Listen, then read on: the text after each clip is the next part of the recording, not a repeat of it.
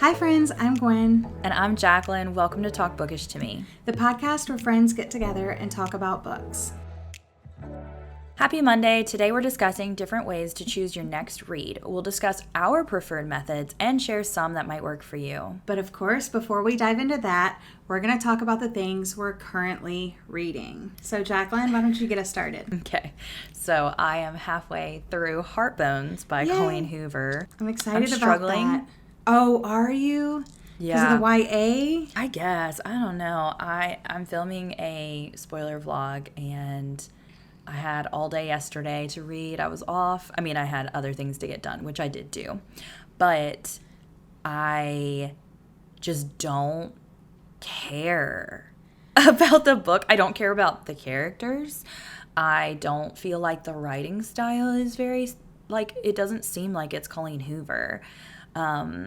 And so, yeah, I'm really struggling. If I wasn't doing a spoiler vlog and if it wasn't Colleen Hoover, I would DNF, honestly. Wow, that's so surprising because I know she's your favorite author of all time. I will say when I first picked it up, it actually took me like a couple of days to get past, not the first part or not like the first half, but maybe like the first 50 pages. And then after that, like once she got to the location that she's at for the majority of the book, it definitely picked up for me. But I know I have heard other people that's like, oh, it's just all about this like beach summer and it's not like the romance. But I don't know, I really liked it. So the first chapter was really good. I love when Colleen Hoover gets into like the nitty gritty right away. And so, I really liked the first chapter. And from that, I was like, oh, I'm probably going to like this book. Like, it feels like a Colleen Hoover book.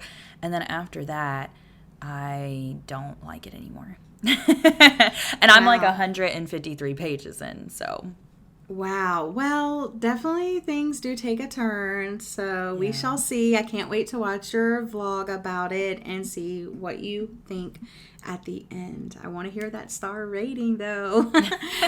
So I'm currently reading a very short book. It's only 277 pages. It's called Black Sunday by Tola, Rotmi, Abraham, and this is set in Nigeria. It's written by a black woman. It follows the fall of a family. It's told in 4 different POVs, all siblings. So you have the mom and the dad, you have twin girls, and then their younger brothers. I'm not far into it at all, like maybe like 20, 25 pages. But basically the story talks about at the very beginning, like the first chapter really, I guess they're living this comfortable life. The mom works for she's the secretary of like a government official or something like that. And because of a restructuring in the government, she loses her job. And she ends up picking up like side jobs and stuff, but it's basically the fall of this family into poverty, going from, can you imagine like falling into poverty, like 4 kids, like what? Yeah. And this is the second book that I've written set in Nigeria. So I feel like a little bit more familiar with the setting this time. So that's very interesting. But I heard it spans like many years, like 2 decades or something like that. So so far so good. Very different than what I normally read. But I'm branching out. I'm trying to. Today we're tackling the age-old question, which book should I read next? I thought this would be a fun discussion because even though I have plenty of books I want to read, I almost never have a plan on which book I am going to pick up after my current read. So pre-book 2 days, I would read a book and then I would go out and buy another one to read. And I'd read that book and then I'd go buy another one to read. Just follow that formula. I rarely had unread books lying around. It wasn't until I joined BookTube 6 years ago that I started accumulating so many books, so much more than I was reading. And because I had so many, I never knew which ones to prioritize. So I followed the BookTube trend and created monthly TBRs for myself. I thought that was the solution. However, after forcing myself to do this year after year, I realized how pointless these videos were because I'm a mood reader. And I think you are too, right? Mm-hmm. And I can't judge a month ahead of time what I'm going to be in the mood for. So I ditched planned TBRs, and that allowed me the freedom to change my mind as much as I wanted throughout my reading.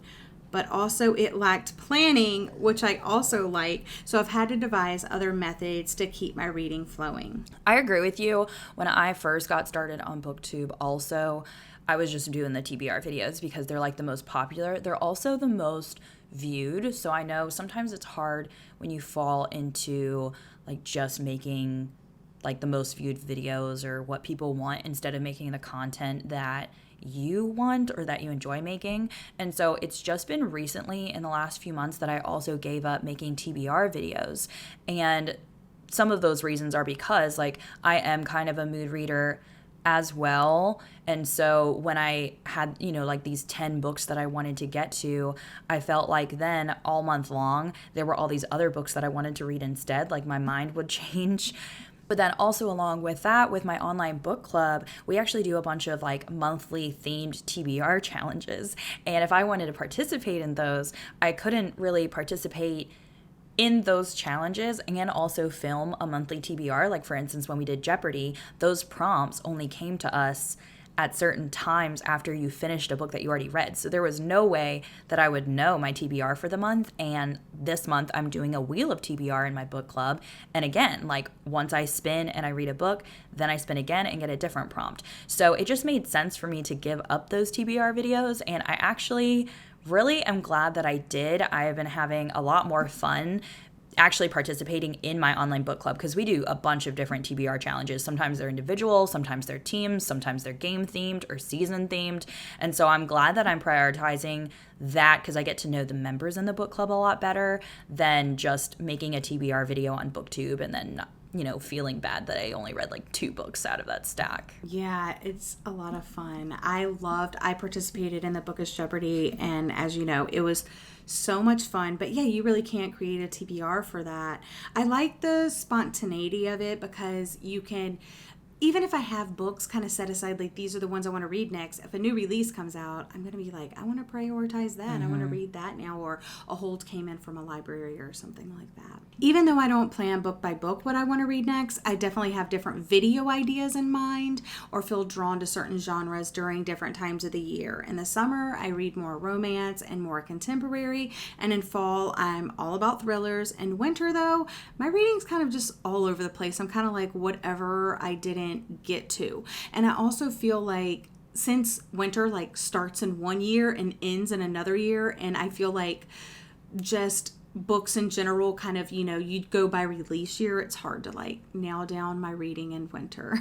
I'm the opposite of that. Like I think I read all genres all the time, probably because I read less type of genres than you maybe. Like I think you read more groups of genre. I don't know, whatever that's called, like different number. I feel like I'm like thriller, romance, and then I sprinkle in just a really tiny bit of everything else.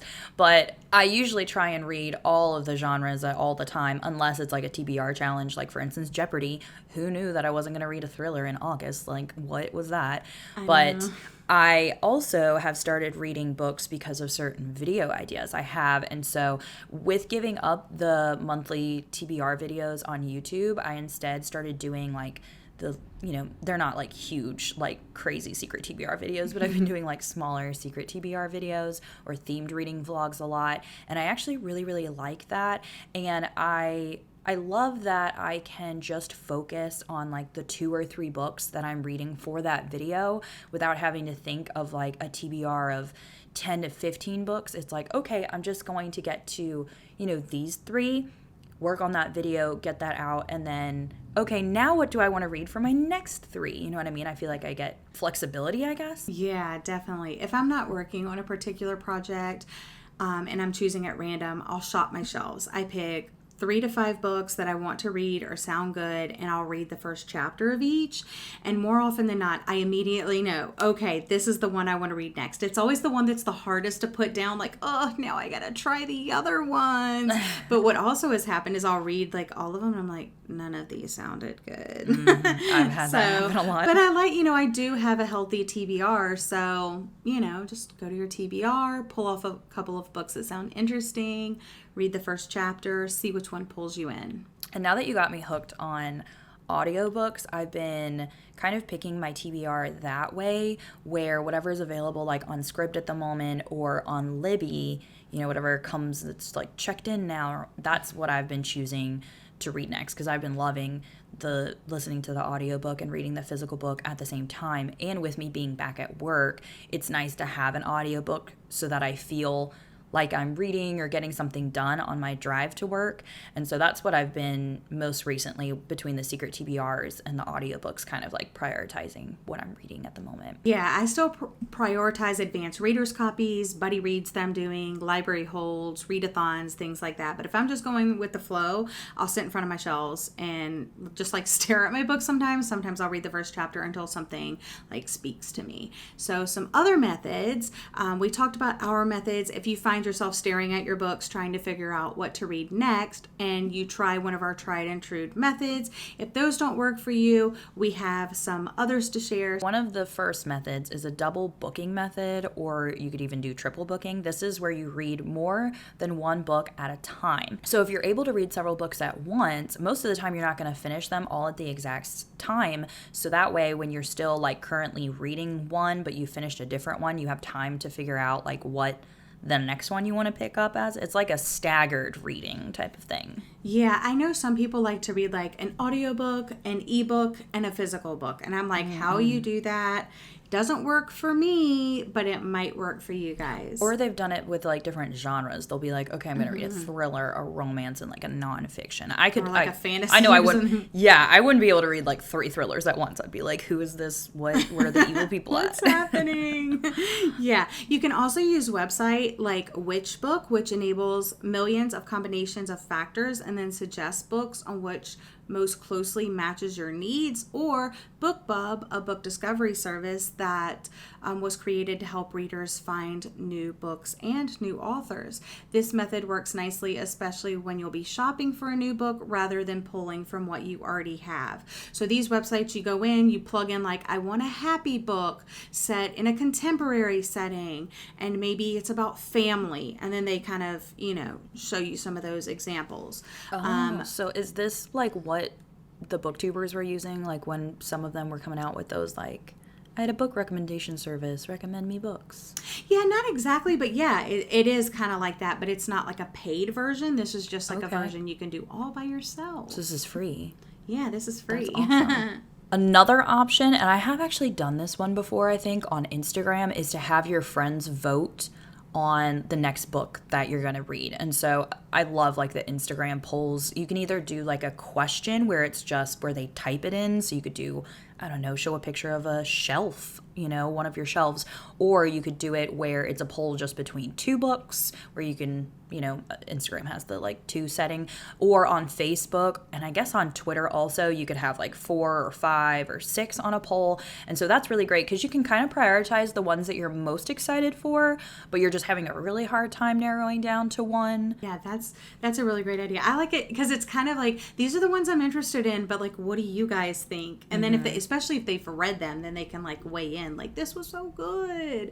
Another really cool idea is to create a next up shelf. And I noticed when I was visiting you kind of have this. It's, and you can update this as often as you need it. So sometimes while I'm in the middle of a book, I'll be thinking about what I want to read next. But then by the time I finish my current read, I've forgotten what book I had in mind. So if you create a place to put all the books you're immediately interested in, kind of like your extended TBR, like, yes, I have 100 books on my TBR, but these are like my top 20 I want to get to. So if you create a place to put all the books that you're immediately interested in and refer to that shelf when you're looking for your next read, it definitely narrows it down. Yeah, a lot of people use like those book carts that you get at like Michael's and stuff. Like I've seen that those are kind of like their immediate TBR shelves or whatever. I just have like a record player stand that I put my books. So you don't have to go buy something fancy for this. You could literally just put, a shelf. I don't know, a step. Yeah, it doesn't even really have to be a shelf. It's just like a stack on your floor in your bedroom. Yeah, a stack. That's what I used to do before I even had like books. Obviously, I was just getting them from the library, and I did not like have really a bookshelf or anything, and I would just have a stack on the floor, which of course I hated. I mean, you know me. I would hate a stack of books on the floor. Yeah. But I think just prioritizing like, okay, this is a new release. I'm really excited about it. Yeah. Obviously, I want to read this sooner rather than later. So yeah, or if you're reading a book and you're like, oh yeah, I forgot I wanted to read that new Colleen Hoover book. You just put that in your next up shelf space. We'll say next up space, but your next up space. And then that way when you're finished, you're kind of like, well, what was that book I was thinking about? Especially if you're thinking about a couple. So that way you just always have a space. You go to that and it's a stack of 10 books instead of a stack of 100 books to go through. And especially since I'm such a visual person, it's so nice to actually just be able to look in that place. I don't have a lot of books, but if someone does have a lot of physical books, I would be so overwhelmed. Like it's better to have like a place of like, oh, let me look. These are the books I'm going to focus on. You know what I mean? Another one, this is kind of what I mentioned before. This is what I do, is waiting for an audiobook to become available, or you read what is available. So I enjoy listening to audiobooks and reading along physically, and so does Gwen. I mean, you're the one that got me hooked on this. And so seeing like what Scribd has available, because that's what I use, or even Libby, you're kind of waiting for holds to come in, or waiting to check out things. So that's what I've been doing recently. I've been seeing what physical book I have on my shelf, or if I could get it physically at the library, and have it waiting. And then when the audiobook comes in, I'm like, okay, perfect time. That's what I'm reading. It's chosen for me. Exactly. Another simple one, I know you guys have probably all heard this, but you can make a TBR jar. And you can do the TBR by genre, or with challenges, or by author, or by book titles. You can do it several different ways, but just the classic throw names in a hat, pull one out, that's your next read. I like that one a lot because it is so simple. And it really does take a lot of the, decision making out, and you just pull it out and you're like, okay, this is what I'm going for. Yeah. Another thing you could do is write down the names of 6 books or a certain number of books that you want to read next, and assign each a number, and then you could roll a die. I've seen I think there's a game on BookTube where someone actually does this, and that's really cool, where you kind of figure out what you're reading based on the roll of a die, and it's a cute little game that you can play. And then if you don't want to do that, I've done this before, but you have to make sure, okay, so here, let me get into this little story. So the next one is to have like your husband or pet choose your next read, but I've done this before, and you have to make sure that you give your husband like books that you currently want to read, because like before I think it was because I put too many books in like the space that I wanted him to pick from, and I was like, okay, Alvin, like pick my next read. He literally chose the book that I like didn't want to read on the shelf, and I was like, why don't you pick this one or this one? So make sure that you give them like a very small amount of books, and make sure that they're the ones you actually want to read. Yeah, it's kind of like a poll your spouse. Yeah. Like, okay, these are the 5 books you have to choose from type thing. Because they're like, especially if they're not a reader. If they're not a reader, if your spouse is not a reader, or your significant other or boyfriend, girlfriend, whatever, is not a reader, they're like, ooh, pretty picture. Yeah. Or, oh, I like this color. And you're like, what the heck? Yeah, and like he's totally not a reader. Like even reading like the title is probably too hard for him. And so I think he legit just picked a random book and had no clue like what it was. Or he was like, oh yeah, I saw this sitting around the other day. And I was like, yeah, because I was going to unhaul it. No, I'm just kidding. Yeah, I think my husband would do the same thing. If you look at his bookshelf, he has no like books that you really read. He has like his physics books from college, and I'm like, why do you still have that? And he's like, I never know. And I'm like, wow. So some other methods that we have to share with you guys: you can read your books in the order that you bought them.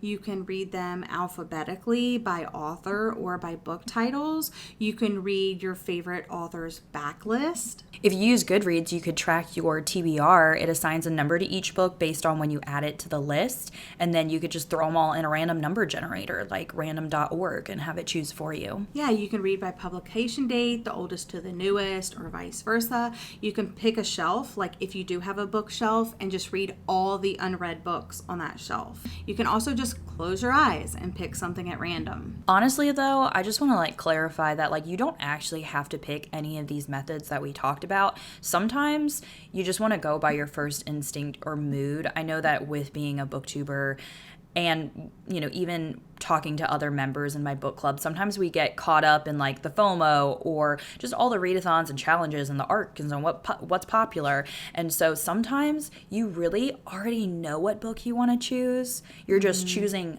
not to read it because it's not going to fit in the readathon or it's not what's popular right now. And so especially with some of these choices that we like talked about with how to choose, when you're posting a poll and you're upset that there's a winner that you didn't want to win, that's how you know that you actually know which book you want to read. You know, if you're upset by what's winning or you're upset with the random generator picked. And so really try and go by your first instinct or your mood. And that's also how I feel like, you know, we talked about how we can read more is choosing the first book that is your instinct, choosing, you know, what you actually want to read, or DNFing things you don't want to and actually picking up the book you want to read. Yeah, definitely picking up the book you want to read. Like just having the freedom. I mean, this is for fun. I mean, it is for us. So we're reading for fun. We're not reading for a job. This isn't required of us. So getting creative with it, you'll always have something to read, but also just reading what you want and having the freedom that even if you're not enjoying what you're reading, being able to put that down and pick something else up, that's really great too. Yeah, and I know that this isn't like for everyone, but since I'm a minimalist, like I honestly feel better that I don't own thousands of books. I have a very small TBR. I mean, you saw my shelf. Yes. I probably have 50 books or less that I physically own, and for me, that just makes it easier for me to choose. I feel like, because I'm like a completionist, so if I had a library filled with thousands of books like at my house, I would be so overwhelmed with choosing my next read. And I feel like that does happen to a lot of people just because I see a lot of people that have like a lot of trouble picking what next book to read because they have so many choices. It's almost like in your closet, and again, I don't have very many clothes because I follow a minimalist wardrobe, but in your closet, you know, people have these huge wardrobes, but they keep picking the same favorite clothes, the clothes that fit, the clothes that they love, and they don't choose those other clothes. So what I do, especially every single year, I actually redo my whole TBR and I make sure that the books that are on my TBR are the ones that I actually am interested in, because a lot of times, I mean, people are giving you recommendations, you might see something, hear something, you add it just because it's popular, but then you realize, okay, did I only add that because like it was a book of the month pick, or, you know, did I actually want to read it? And so I keep my Goodreads TBR really low. It's only like at 250 right now. And I already went through it the other day and I was like, when the first of the year comes, there are so many books that I'm taking off. And I like that. That works really well for me because I have a list then of what I'm most excited for, what I'm prioritizing, what I'm, you know, going to try and buy or get at the library. And it doesn't feel like this overwhelming list of things that I, you know, half of you don't even remember what the books are about, that type of thing. That's a tip from a minimalist. Yeah, very good tip. Very good tip. Because I definitely think just when I was going back, what I was saying, like pre-booktube days where I would have a book, I would read it, and then what was I going to read next? Whatever I went to the store that day and bought or borrowed from the library, or, you know, I was just doing a one-for-one thing. I literally never had books lying around unread, and then I don't know what happened to me. I kind of wish I could go back to those glory days of just like one book per thing, and or just, you know, totally using my library all the time, which I do use my library more in the summer, but now like quarantine and stuff like that, things are still kind of closed down. I can't really browse as much. It's harder to get books and stuff like that. So, and I am trying to get through my physical TBR, so maybe it will get easier. The less books I have, the easier it will be. Yeah. You know, funny thing is, I actually read an article the other day because maybe we could do a whole podcast episode about this, but I love the library. I believe in the library, supporting the library, but I've had people say before to me like, oh, well then you're not supporting the author because you're not buying their books, that they buy the author's books to support them.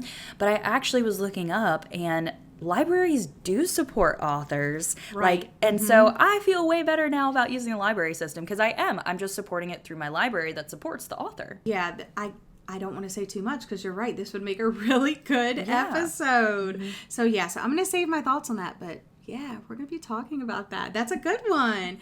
So today we're going to help you choose your next read. If none of these methods work and you're like, we're going into fall, please just tell me what to read next if you're one of those people that just need to be told. Are you ready? We're going to be recommending some of the best books to read this fall. So my first choice, and this one I think I told you about the other day, this is Stillhouse Lake by Rachel Caine. Okay, the cover on this book screams fall and like spooky.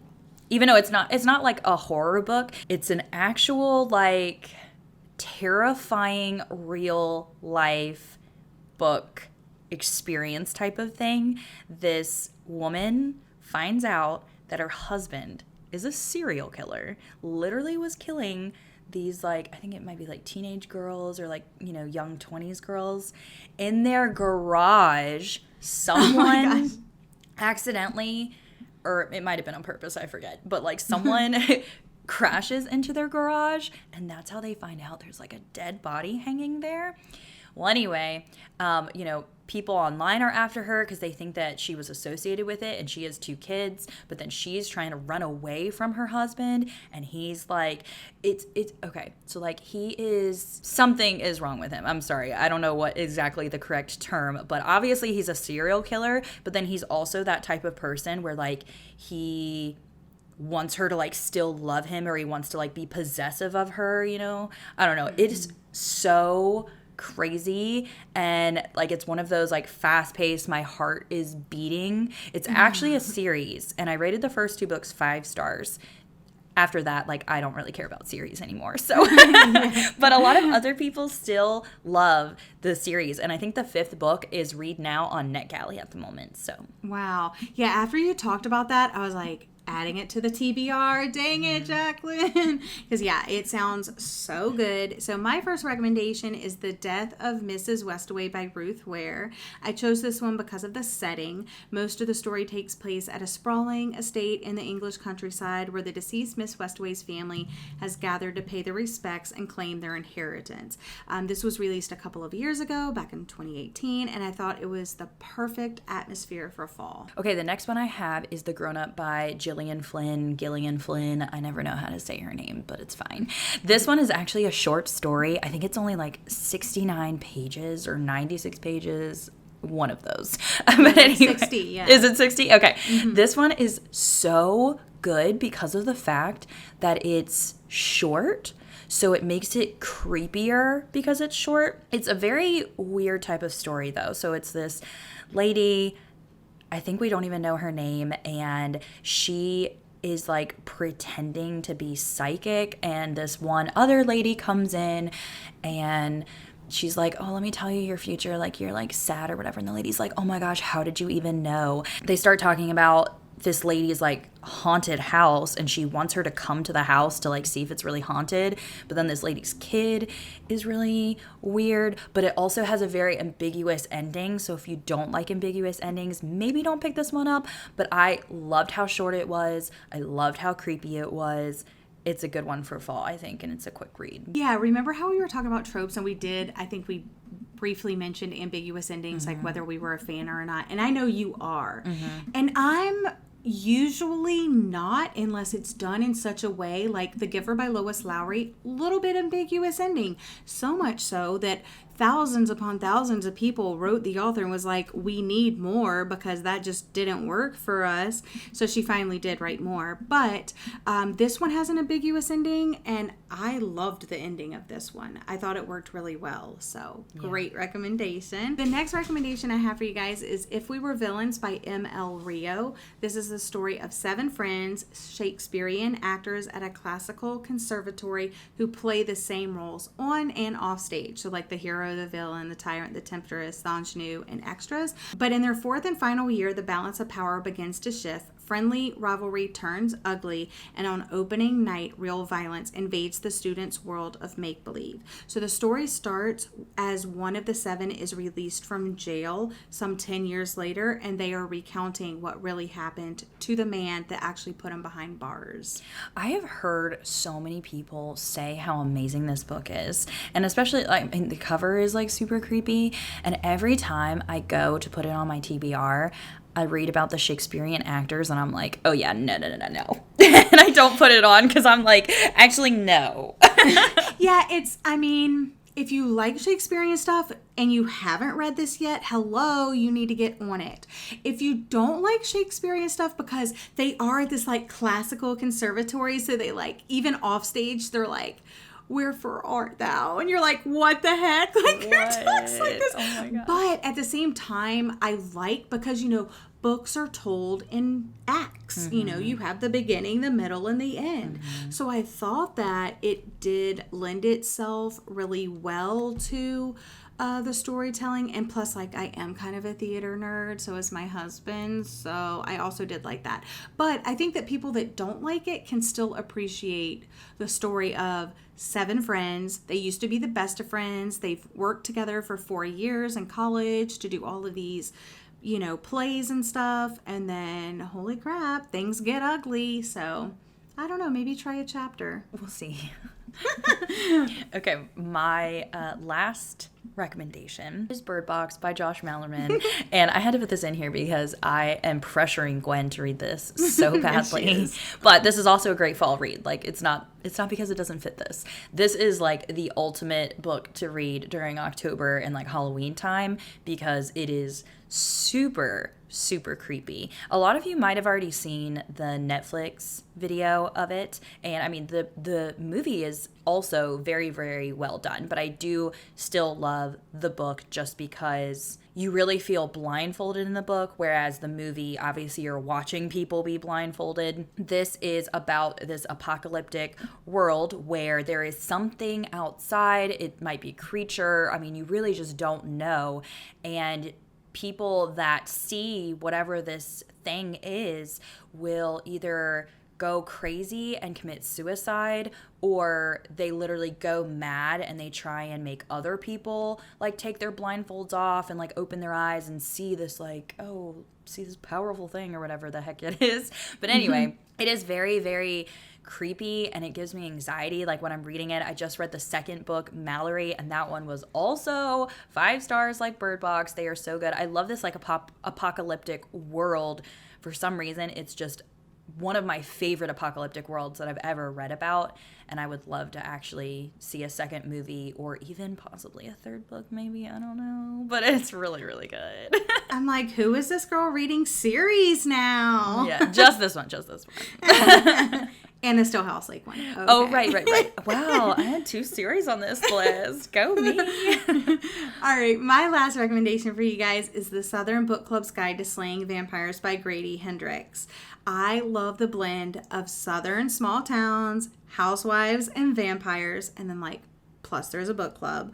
I love Hendrix's writing in this. It's witty, it's nostalgic, and this one, Patricia and her close group of friends bond over their love of true crime, which I'm also a fan of, so loving it. After Patricia is attacked and children in the town begin to go missing, she suspects that her neighbor's nephew James might have something to do with it. So really good. This one is considered horror, although I don't think it was super scary. Like I said, small town vibes, housewife, vampire, book club. What more do you need? I actually do have this physical copy, and the audiobook's coming in a couple weeks, so I will be reading this and I will see if it's a good fall recommendation. I hope so. Okay, so looking to the week ahead, Jacqueline, what do you have going on this week? So I just have work again. That's the story of my life. Yeah, I feel that too. I told you guys before I was going to visit Jacqueline, and I literally had the best time. It was so fun. It's meeting her in person was more than I could ever. I want to go back so bad, you guys. And it wasn't just her. I met a couple of my other friends as well for the very first time, and I had an amazing time. But I have this thing when I go on trips, especially when other people are involved. If I go on a trip with my husband, I feel like we connect differently on that trip. Or being apart from you now, I'm I just want to go back. Yeah. I just want to be with you again and sit on the couch and chat until 1 a.m, you know? Yeah. So I always have this little life slump a little bit. No, you know? same. I've been in like such a funk because it's like, I guess it's just there's so much energy that gets built up and so much anticipation. And I'm one of those people that I always love having something to look forward to. So when you get to the end of that and like people like, go it's home, over. yeah, it's over. And I'm like, wait, I have to go back to normal life. Where, I mean, I love normal life, but when you're coming off of that like huge high, then you're just like, what is this? Like, it's not I as know. fun. Yeah. So I'm just going to be getting back into my routine, you know, boring adult stuff, paying bills, returning books to the library, filling my prescriptions, filming videos. I'm just going to try to get over this little slump I'm having. It's going to be okay. It's going to be okay. We hope you enjoyed today's episode of Talk Bookish to Me. We tackled the age-old question, what book should I read next, and shared several methods for picking out your next read. Make sure you check out our fall recommendations, and please share your favorite fall reads and more by emailing us at talkbookishpodcast@gmail.com or find us on Instagram at talkbookishpodcast. Take a moment to rate and review our podcast on iTunes, and if you found anything helpful in today's episode, make sure you share it with your friends. We'll be back every other Monday for more bookish talk, so come back and join us again in 2 weeks. Until next time, happy reading!